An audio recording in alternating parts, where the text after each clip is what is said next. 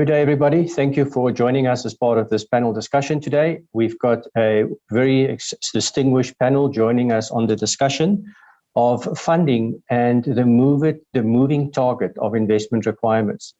So for the panel today, we are going to focus on the Africa continent. Just quick introductions. Myself, I'm Hentis Honeyball. I'm a partner with Aitikani in Africa, Middle East business. And some of the other panel members, can we start maybe Rencha with yourself? Just quick introductions. Thanks, Hentis. Hi, everyone. I'm Rencha van Tonder, and I'm heading up the power sector from a global perspective in Standard Bank, based in corporate and investment banking, mainly focusing on the 20 presence countries in sub-Saharan Africa, where Standard Bank got a footprint, also supporting our offices in various other countries, feeding clients into the continent. So very, very excited to be part of this panel. Thanks. Thank you, Rencha, and thank you for making the time to join us. Lebogang? Yeah, thank you, Hunter. Lebogang Musetu, Senior Underwriter at ECAC, responsible for energy projects. ECAC specializes in providing political risk insurance cover and commercial cover, and our focus is typically the African continent. Thank you. Thank you, Lebogang. Stephen? Yeah, thank you, and good morning, everyone. My name is Stephen Gray. I'm the regional head for UK Export Finance in West Africa, one of 4 people based on the continent.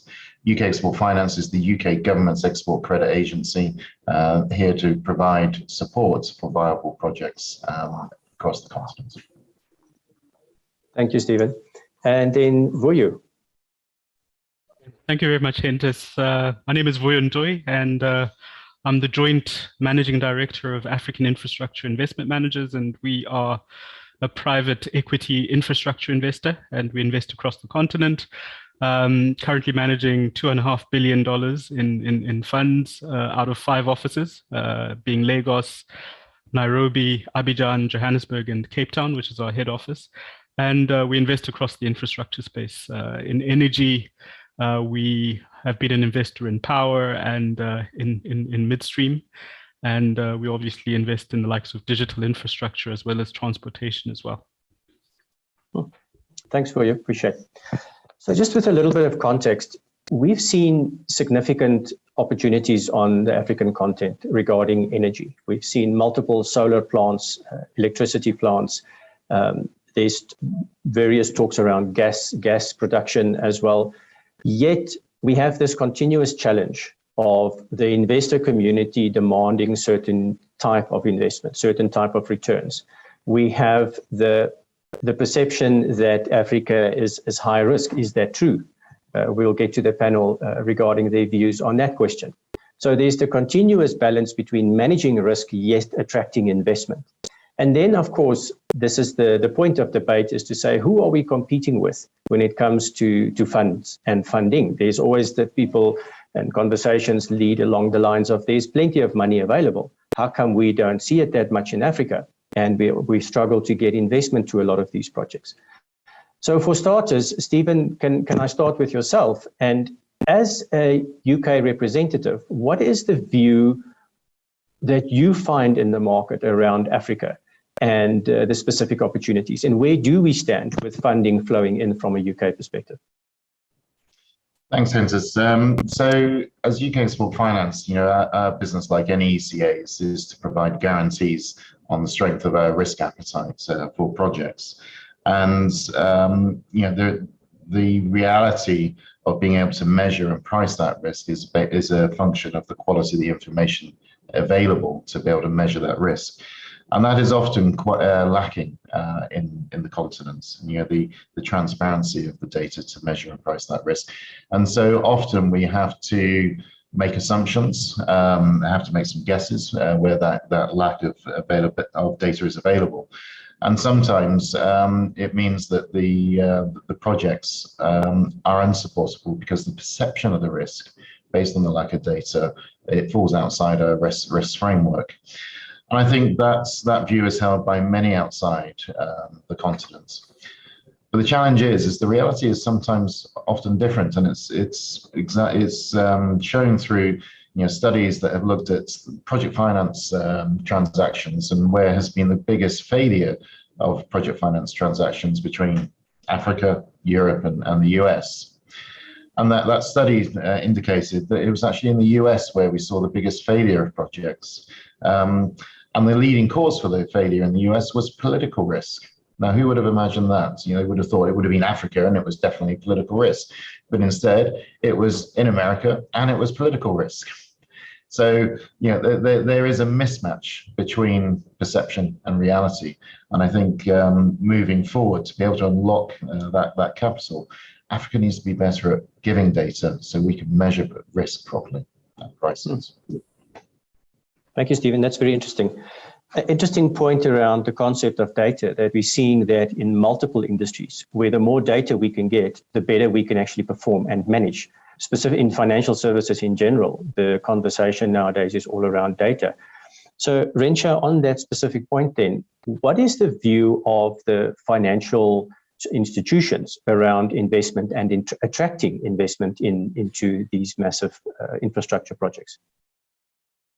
Thanks, Intes. And yeah, just to echo what Stephen was saying, I think data is absolutely critical. I mean, we only focus on funding projects on the continent. So as a commercial bank, one of the key drivers is obviously having to see that enabling environment. How do you support a conducive environment to attract foreign direct investment? And I think the markets we operate in certainly differentiate between level of investment and that enabling environment that's being created by the various governments. I think the biggest challenge that we currently face is that there's a lot of talk about projects, bankable projects, but we don't necessarily see them being developed at a pace that you can go into the next phase where you can attract commercial funding. So I do think it's a combination of two. The one is a lack of patient investors and developers, where many of these projects are perceived or are in many cases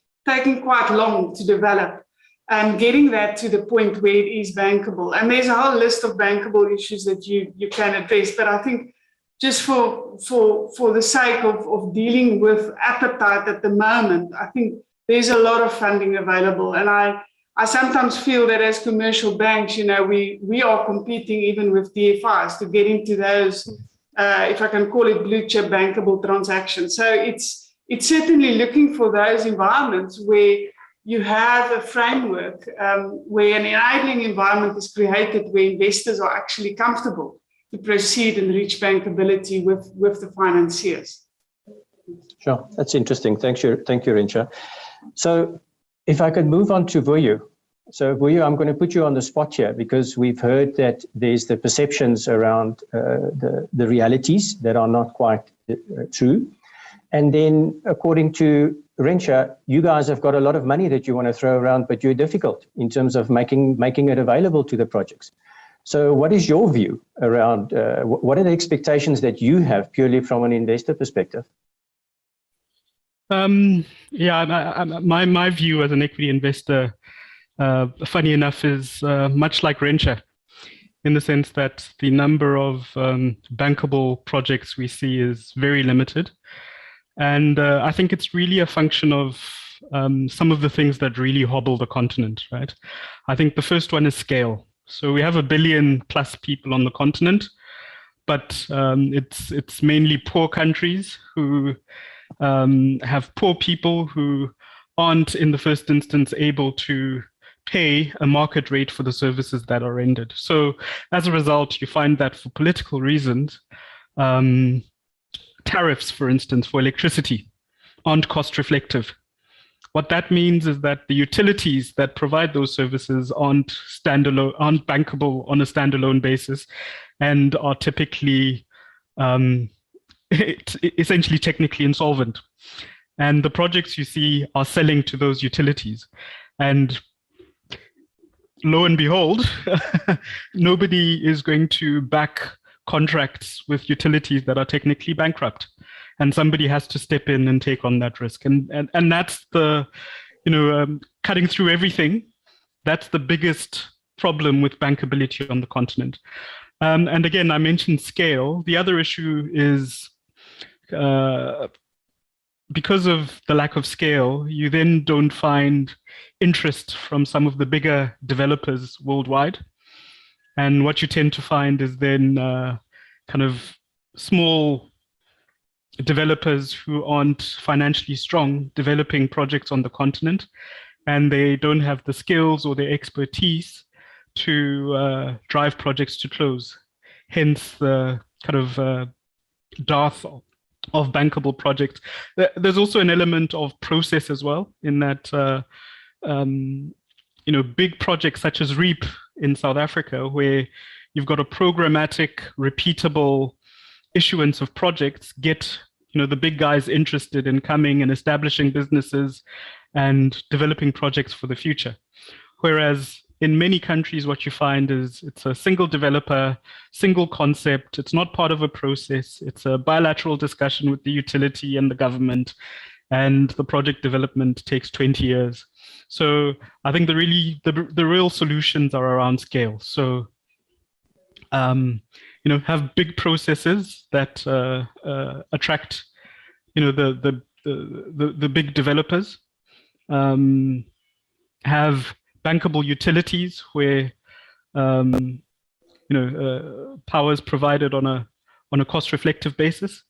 In fact, with those two things solved, I think kind of half your problem with power is resolved. Obviously, the other issue is access to power, etc. And there are various kind of distributed power and rooftop projects that are looking to resolve that. But I think if you solve the big utility issue, the other issues will also get resolved.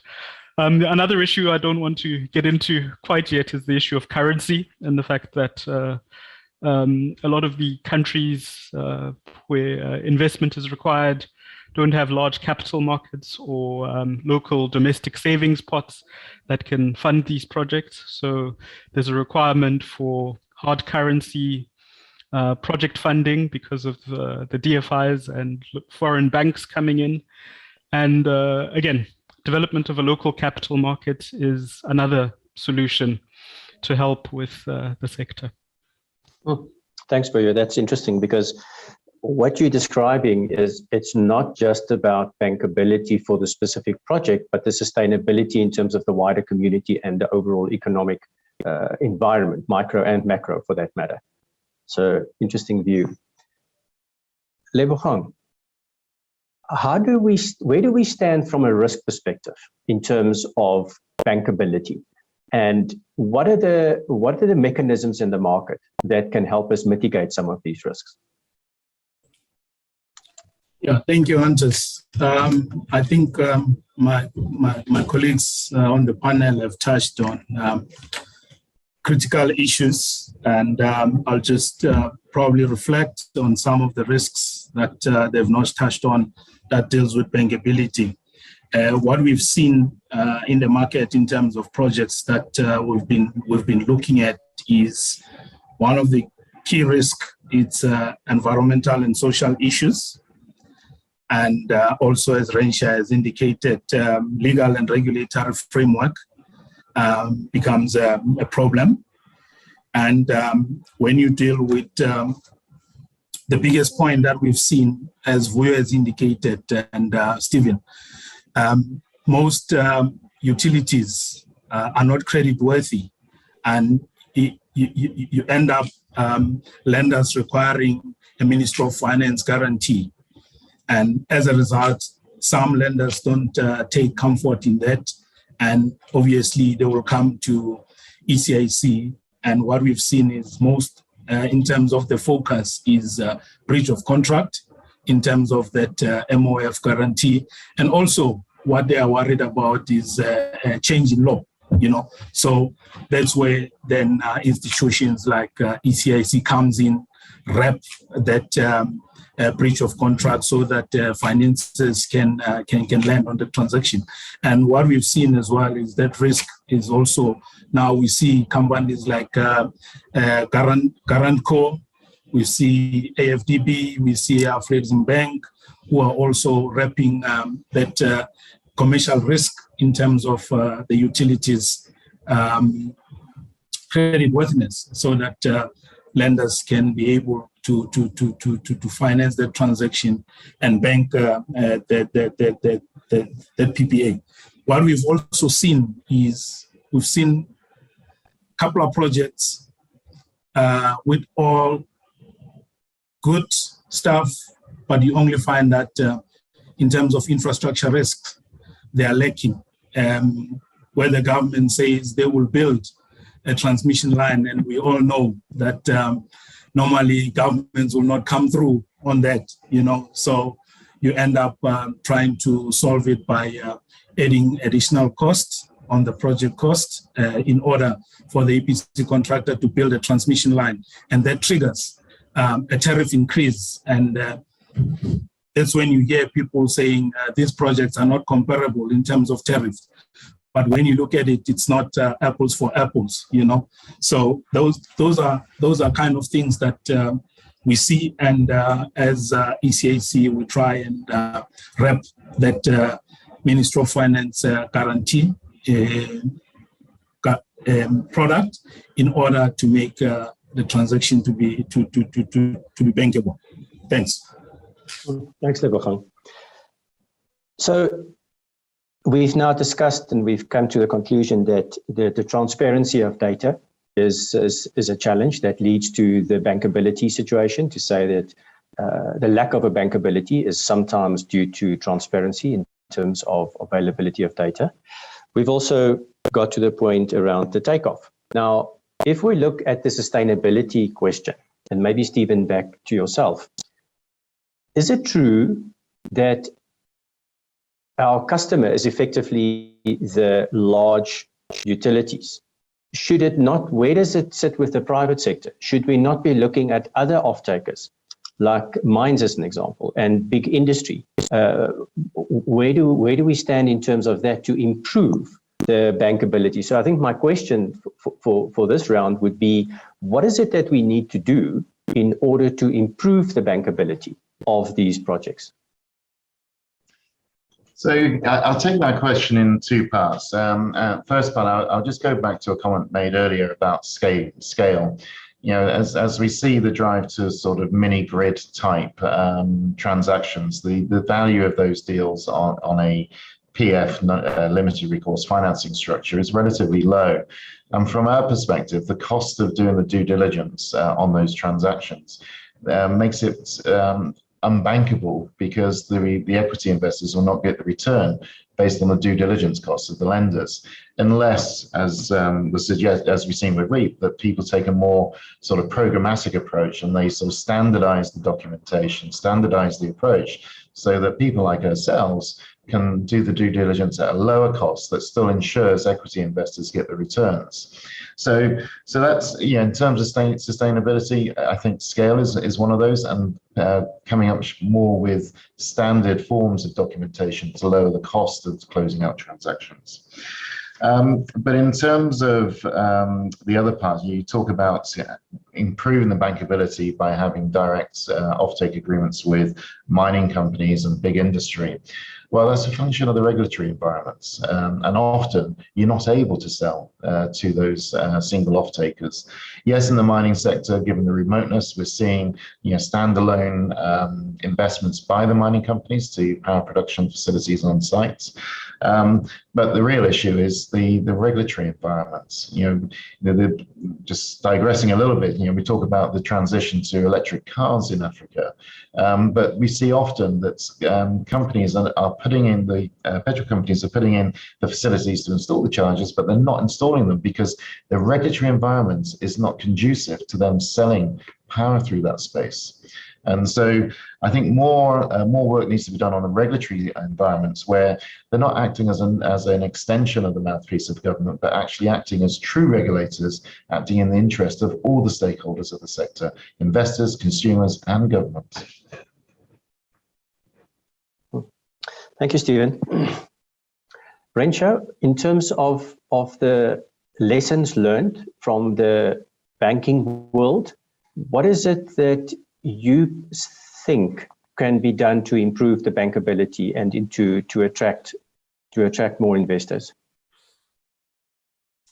I think it's a good question, and there's not a simple answer to that. And maybe just to take a step back and make a comment about risk reward. I mean, any investor is prepared to take a certain level of risk to be able to get the reward. And what we've seen in specifically South Africa with REAP going through a fifth round, it is extremely exciting to see how the tariffs have come down.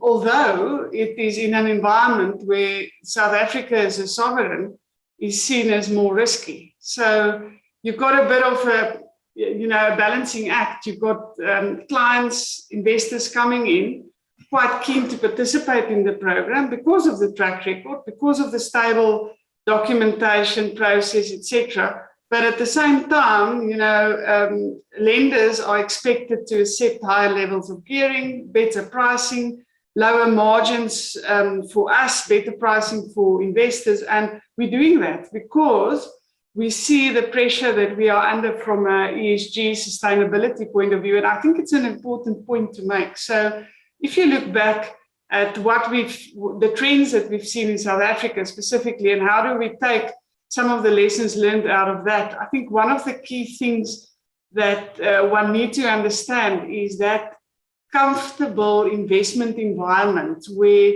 you attract investors, and it could be big and small, where you have comfort that they've done this, they got the track record. If you're in an environment where it's extremely competitive, you as a lender and as a funder, now you can rely on your equity players to be able to pull that through. So I think having those strategic partners, local and international, the right EPCs around the table is something that is absolutely critical. And I think this is especially when you move into an environment that is so competitive. I think the second point, and we talked about regulatory framework and how the market is developing. We've been focusing more and more on the captive market, which we refer to as a decentralized energy power sector, and not only in South Africa, across the continent, because we do believe that this brings some solutions to bring power to the people in a more sustainable way, in a more rapid way, especially if you have appetite for the corporate offtake. But at the same time, we've seen with the REAP type terms that's being offered in the market, clients and corporates are saying, okay, if that is where the banks are moving, and we see that we can get that level of support in an environment with a framework, can we expect to move there quite soon for these captive power solutions? And I think, again, it is a new market in South Africa. We have regulatory changes. We still need to see that being implemented. But at the same time, you've got clients that are really quite keen to get into that space. So I think it's a combination, and we learn as we go along. And it's quite important for us to learn from each other and to support each other. And now I'm talking about investors, co-founders, DFIs. This is all about driving a sector towards long-term investment and sustainability in supplying electricity to the bigger market out there. So it is really still work in progress, if you ask me. Thanks, Rencho. That's insightful, because it's not a one-man show. It really is a systemic environment that we need to pull together. So, Voyu, it seems to come back to you again. We've heard a lot of risks. We've heard a lot of reasons not to do this and to go do something else with your money. Why are you still investing and playing in this space? Why are investors still interested? What's the upside? Again, it comes down to that conundrum, right? Is the fewer participants in a market, the less the competition and the better the rewards to some extent. And to some extent, that's part of the attraction we highlight to foreign investors when we try get them to invest in African projects. You'll remember Stephen mentioned earlier that projects on the continent are overstructured from a risk perspective. And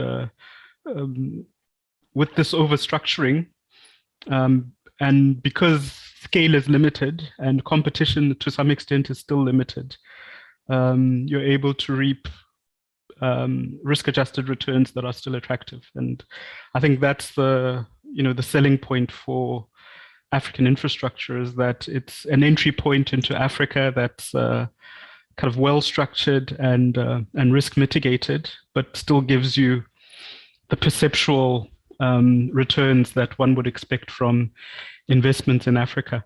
And from a risk mitigation perspective, obviously, given what I said about utilities earlier, you mentioned people are bypassing the utilities and going directly to the end customer. In the case of commercial and industrial power, it's depending on the regulatory environment, it's direct PPAs with mines and industrial customers. And in the household sector, it's kind of rooftop solar and kind of associated power. Obviously, the big challenge here is, particularly in relation to commercial and industrial players, is the systemic risk it poses for the utility more generally, as some of their biggest customers essentially leave the grid to some extent. It could be a complete moving off the grid, which is a problem in that you lose a large client, or partial, where essentially the utility still has to provide a peaking power solution for the industrial, and that poses potential systemic risks. And those are risks that I think the regulators need to think about. But yeah, it's really about bypassing the utility. But again, it comes down to my hobby horse. If the utility is cost reflective, there's no need to bypass the utility, and it becomes a kind of a virtuous cycle for the rest of the industry. And the utility then is in a space to pursue increased electricity provision across the population, etc. But with the utilities' hands tied from a tariff perspective, investors are now looking to bypass the utility. The utility goes into what they call a death spiral, and the system is not really dealt. So I think the system-wide problem, which is what governments should be thinking about, is really about ensuring that utilities are bankable on a standalone basis. Thanks for you. Lebogang, if I listen to this conversation, it doesn't give me a lot of hope for bankability in terms of the things that are in my control and outside of my control to make sure that we can attract the right investors for this environment. Is that a true assumption? What is there that we can do from an insurance or a risk mitigation perspective to ensure better bankability for our business cases? Yeah, I guess just to come in on what Stephen and Rensha and Vuyo said, one of the key things that utilities must try to do is to be as transparent as possible. In some of the deals that we've done, it would be difficult to even access their audited financial statements, or you find their audited financial statements are 3 years old, which doesn't help. So I think in that front, utilities must try to be as much as transparent as possible. And one of the things that I've seen working in this energy space is that most utilities are not well equipped with highly technical people and people who are commercially astute in terms of dealing with this space, especially specifically when it comes to PPAs, comes to planning in terms of supply and demand in the country, where you see the utility or the government, they are approving generation capacity, only to find that it becomes stranded. So these are some of the things that utilities and government must fix. And what is most important is policy certainty and legal framework, right? If that is certain, it gives investors confidence. It also gives ECAC confidence in banking the deal as well. I think Vuyo has highlighted this issue a couple of times, and Stephen have highlighted the weakness in utilities collection rates. It makes the utilities vulnerable and not to be commercially viable. So some of the things that we've seen, I mean, utilities like Umeme, they've been partly privatized. And I think this is one of the solutions that could assist in terms of making sure that the utilities are solid and are operating commercially. And hence we're saying it's not all that bad. I think what we see in the market is local currency funding, which matches the collection rate, which helps the utilities, you know. And also, I think what we also see that is coming quite strong and assisting in bankability of project and de-risking projects. We see DFIs now are establishing project preparation units, you know, which now help developers and at the same time help government to ensure that transactions are bankable. And what we see is also governments now, what they're doing is they're raising infrastructure bonds and building power plants for themselves. So I think that is what needs to be done in order to make sure that investors are comfortable in investing. Indeed, there are a lot of projects because the generation, transmission, distribution equipment in Africa is aging, right? And electrification access is low. As long as government and utilities can look into these bankability issues that have been highlighted, then funding will flow. Thanks, Nebogang. For me, it still comes back to the point, Rensha, you made earlier around partnerships. And this is an environment where you need to take hands as multiple players and bring it together. So on that point, if we move back to the hypothesis question, to say, is it a moving target from investors to invest in this industry in Africa? Your perceptions, and let's start with you, Stephen, again. Do you think it is a moving target, or is it rather a lack of the players to provide enough transparency to secure the comfort that's required?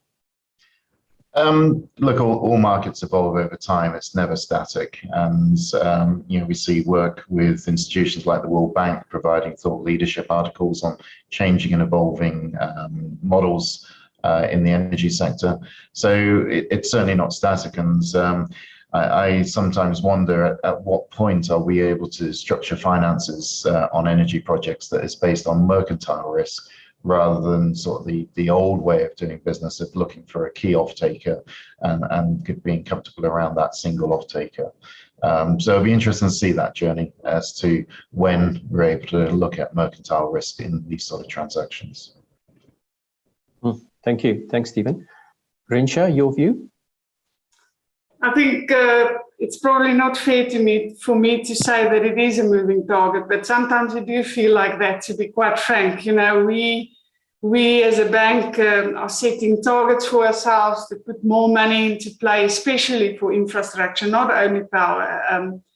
But on the power side, targeting, clean energy, renewable sources across the different countries we participate in. But every year when we report back, it seems like, it's tough. It's really tough to find those projects and to make some meaningful contribution to drive them. I mean, we proactively try and engage with developers, with investors, with DFIs. And yeah, to my earlier point, the DFIs got an unbelievable important role to play, especially in some of these jurisdictions where, the sovereign is a challenge, your underpin, your off-taker. But at the same time, I want to say that there's this massive shift in ESG, in the energy transition, which brings a lot of commitment, a lot of, sudden excitement and energy to the energy sector. And at the same time, I think that's exactly what we need. So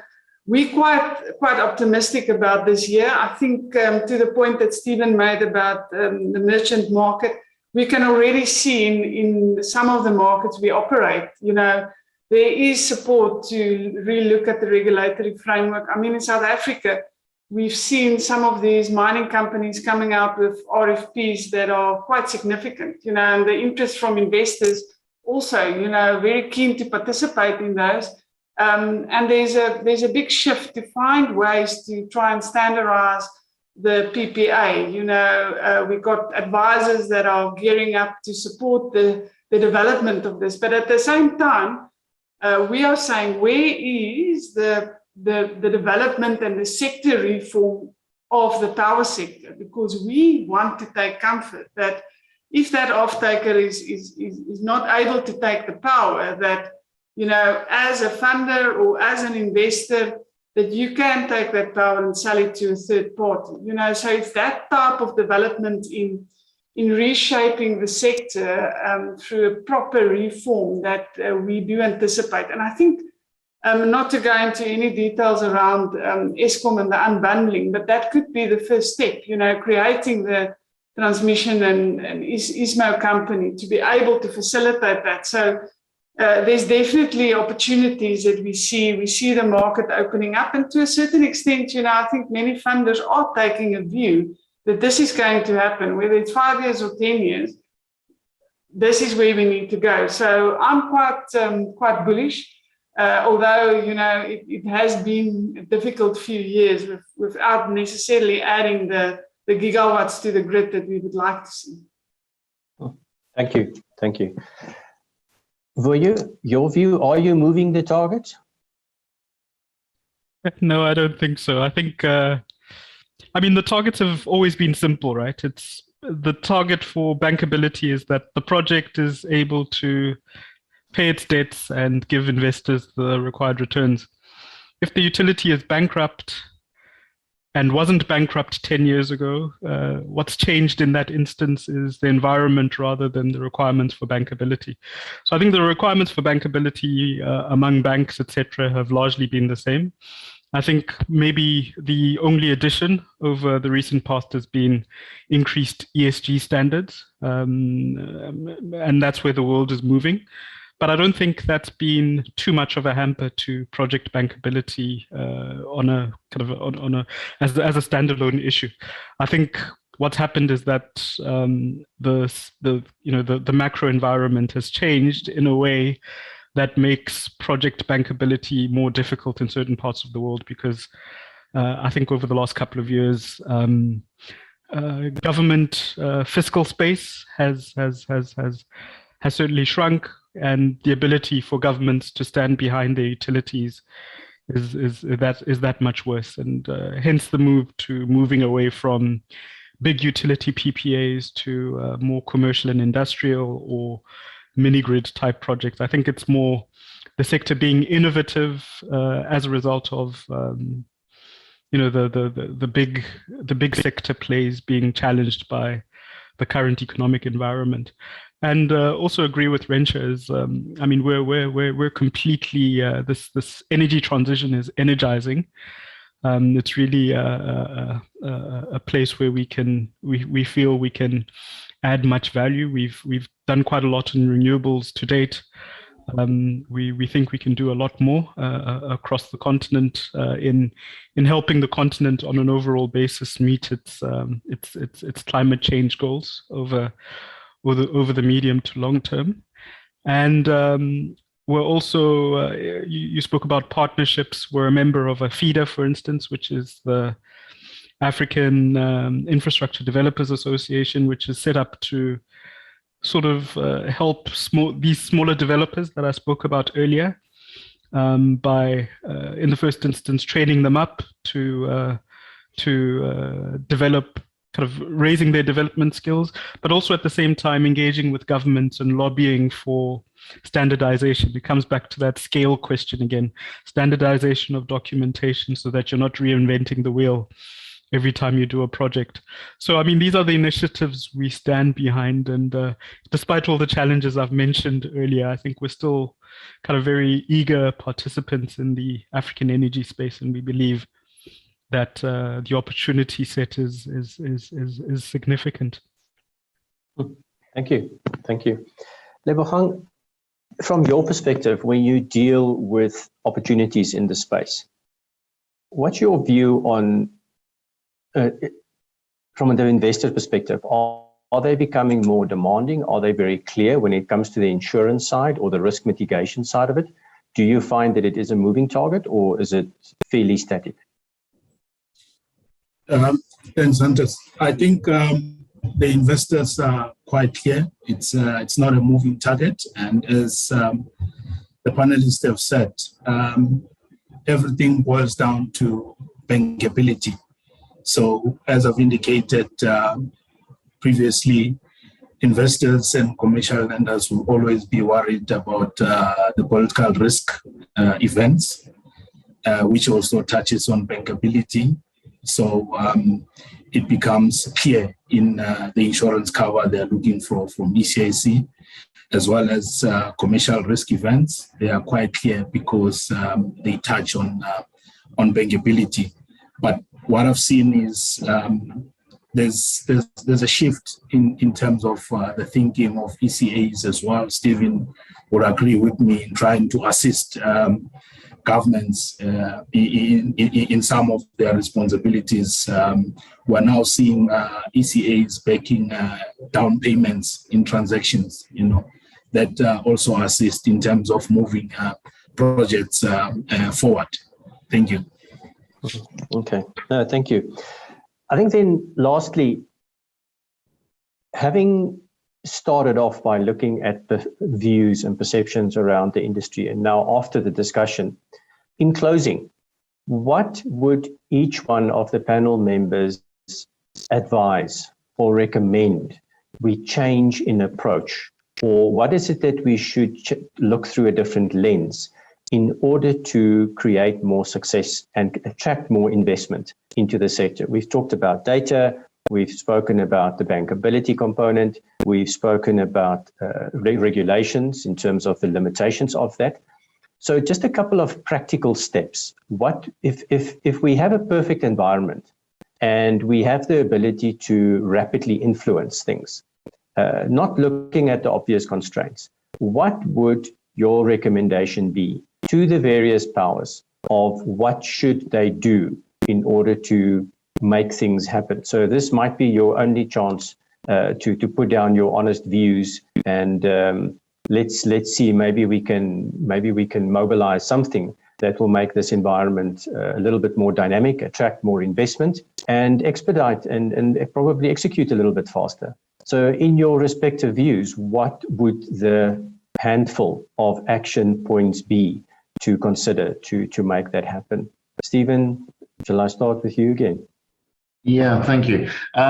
So two things from my perspective. On the part of the political actors in any of these projects, it's consistency over time. To prepare these projects, they do take time. Often they take longer than the political calendar of a particular market will allow. But investors, if you're going to attract them in putting risk capital and a high risk stage of projects, you need to demonstrate that you have consistency over time to go through the full course, to be able to undertake the environmental and social impact assessments, to understand the market studies, etc. And if people have the confidence that time consistency risk is low, then you'll see more money and credible money going into the project preparation space. I think the other part is on the project developers. I think we'll all agree that there's nothing worse than having a project developer come to us with bits and pieces of information rather than submitting a full comprehensive documentation for us to be able to assess the transaction fully very quickly. And so I think better discipline in preparing the documentation for the finances to look at will also help us be able to assess the opportunities quicker and easier. Thank you, Stephen. That's very insightful. Rensha? Yeah, I think from my side, certainly better coordination. I think there's definitely countries with successes, countries who started, and I think there could be in Africa more a willingly an effort to collaborate and to learn from each other. I think the support for project development, understanding that one need to have a certain level of risk appetite. And then I think the last point I want to raise is absolute transparency. And if we can have transparency in any process and support governments in putting that framework together, acknowledging that infrastructure and power projects at the end of the day support economic growth. And I think if we can bring that together, which is probably a bit of a wish list, but certainly something that I think can move the dial. Thanks. Thanks, Rensha. Maybe just to another question on transparency. What, in your view, and Stephen, this question back to you as well, where should the transparency be more focused on? In other words, where do we lack transparency? I think Gentes, where I mentioned it was more with regard to the processes followed around procurement, to be absolutely transparent in terms of this is the RFP and this is what's required, and stick to those rules. And then also developers, when they are sharing their bankability, feasibility studies with the funders, and whether that's commercial funders or funders of development capital, to be absolutely open and transparent around this is the work that's been done, and this is the way they would like to proceed. So I think that sometimes can take time when you try and get the right information. Great, thank you. Stephen? Yeah, look, I think that was clear, and I'm not sure there's much more to add. It's, transparency is through the whole process. The procurement side is an interesting one. Certainly if there's a bid that offers a level of transparency, but quite often we're also seeing sole sourced opportunities. And personally, I don't see problems with sole sourcing, that they can deliver value to governments, particularly where governments haven't got the budget available to prepare projects to a bankable standard in the first place. And so it is a way of unlocking more infrastructure delivery. But there needs to be sort of clarity of the journey towards that sole sourcing, and clarity that proposal offers value for money. Great, thank you. Okay, interesting. Vuyo, from your perspective, what would you like to see change, and what can we practically do to facilitate that? Yeah, I think it's my constant hobby horses, so it's processes rather than sole sourcing. I think even in the instance where there is sole sourcing, it should come in aid of an existing government plan where, the nature of the generation and where it's to be used is part of a broader country plan rather than a sole source that then takes on a life of its own. So I think processes which bring competition. So that value for money argument is almost turned on its head, in the sense that once you've got significant amounts of competition, you can even pierce the value for money barrier, as it were, because people will bid strategically, which you've seen in South Africa and in other processes. I think in terms of scale, again, my other hobby horses, I think we've got a lot of small markets with small grids, which, if taken together, are potentially at least a medium-sized grid with medium levels of demand that can attract larger players. If there's regional integration and cooperation around power procurement is useful. It also takes away specific exposure to a single utility, which could be good from a credit perspective as well. I mean, you just have to look at the likes of the SAP in Southern Africa to see that you're able to improve overall utility credit if you do it on a joint basis above within a trading platform. So I think that's an initiative that should be looked at as well. Obviously, there's been lots of success with the types of DFI-backed scaling processes, which have really driven the development of renewables across the continent. I think where my wish is that we can start setting them up in such a way that the risk mitigation benefit is kind of almost domestically sourced rather than coming from outside. I'm not sure how that's done, whether it's ring fencing of the revenues associated with them, or I think once you start getting that virtuous cycle of domestically induced risk mitigation, you then really build a sustainable domestic power market. I think it's very hard to be sustainable when the only way a power system can be sustainable is with help from outside the country.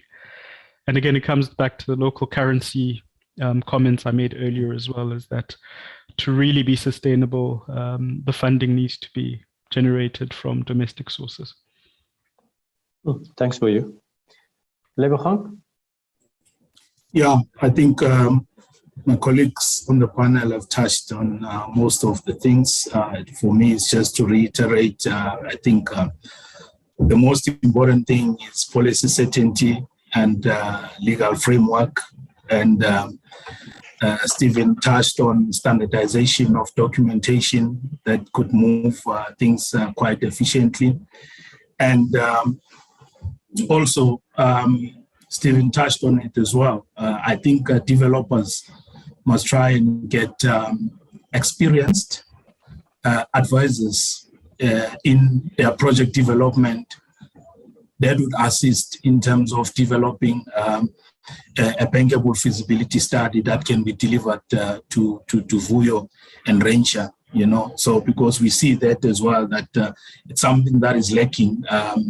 People just want to develop a project, but they don't have experience. And in terms of the project they want to build, it's at a high scale, as Vuyo said, but they've not done even one project at that similar scale. So now it's quite important that you hire people who have advised on a similar project so that they can package the information for you and they're able to put it in the banking market so that then the lenders can look at it on a bankable basis, because it will be well structured. Thanks. Thank you, Lebogang. That was well said.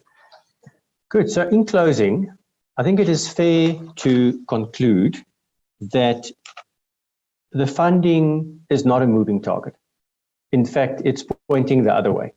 It's pointing more towards the actual developers. It's pointing more towards the regulation. It is pointing more to transparency and data, as we've seen. So what it means is that we should probably be focusing a lot more on the process. It's a topic that a point that we've seen or heard multiple times being raised, transparency of the processes, and making sure that the processes is efficient. I personally still believe that there's a lot to be said by bringing people together to tackle this in a very open forum, because the benefits are much wider than just the investor. And then at the same time, the offtake community, which is a lot of times restricted via legislation, should probably also be raised. And for that, we need to engage as investor communities, probably more with government, to ensure the offtake, which will improve ultimately the business case and the bankability. So lastly, open the floor to any of the panel members. Any other closing comments or thoughts before we wrap up?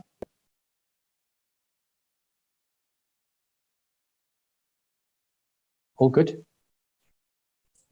Yeah, I think, okay, you can come. No, go, Lebogang.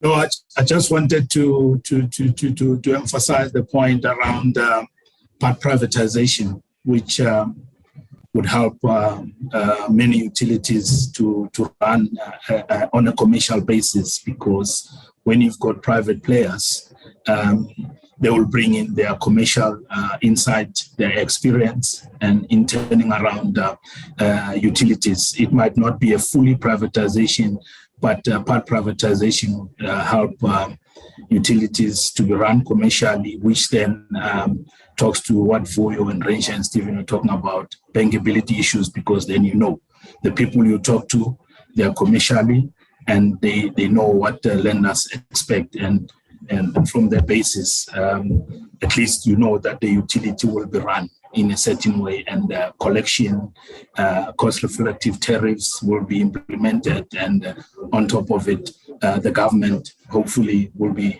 supporting those kind of structures. And as Ranger said, policy certainty around disaggregating, that could also help in dealing with projects getting funding and being fast-tracked. Thank you. Thanks, Lebogang. Stephen, you wanted to say something as well? Yeah, and so I think, in terms of financing, the rules of the game are fairly clear, but an important part of our ability to finance is also the partnerships with credible exporters for UK export finance. And clearly, our mission is around supporting buyers buying capital goods and services from the UK.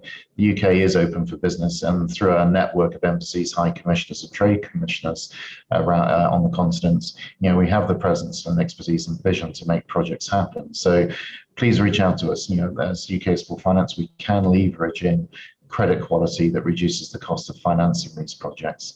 Last year we were rated third ECA in sustainable financing, but our ambition is to be number one, and we'll do that by partnering with people across the continent and working together on resolving these issues. Thank you for that, Stephen, and thank you for the invitation. Any other comments, or then if not, then we will close. So thank you very much for the panel. I appreciate your time and very much appreciate your insight. And we're looking forward to engaging with you in the near future. Thank you very much.